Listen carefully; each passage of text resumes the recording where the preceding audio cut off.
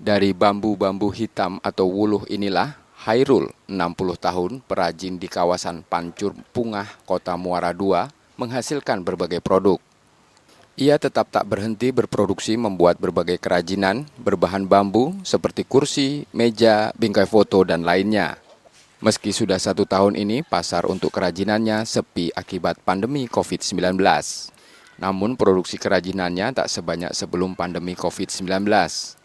Ia kini hanya mencoba mempertahankan pekerjaannya tersebut untuk bisa menghidupi keluarganya.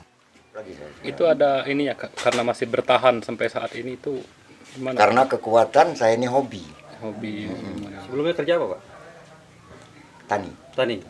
Terus sekarang ini pindah ke ini karena apa, Pak? Karena keadaan ini menekan ekonomi kan. Kalau mau ketemu ekonomi, masuk ini. Semenjak kapan itu, Pak? Semenjak kapan? 2014. Itu perhatian dari pemerintah daerah sendiri? Sama sekali tidak ada. Pernah Harapannya? diperiksa. Harapannya, Pak? Ya, harapan kalau punya bantuan silakan. Ini bantuan COVID selama ini ada nggak yang Enggak ada tersentuh. nggak tersentuh bantuannya? Termasuk UMKM? UMKM enggak. Meski belum mendapat bantuan pemulihan ekonomi untuk UMKM karena pandemi COVID-19, Hairul berharap usahanya masih bisa bertahan dan pasar kerajinannya dapat pulih kembali. Setia Budi, Kompas TV, Ogan Komering Ulu Selatan, Sumatera Selatan.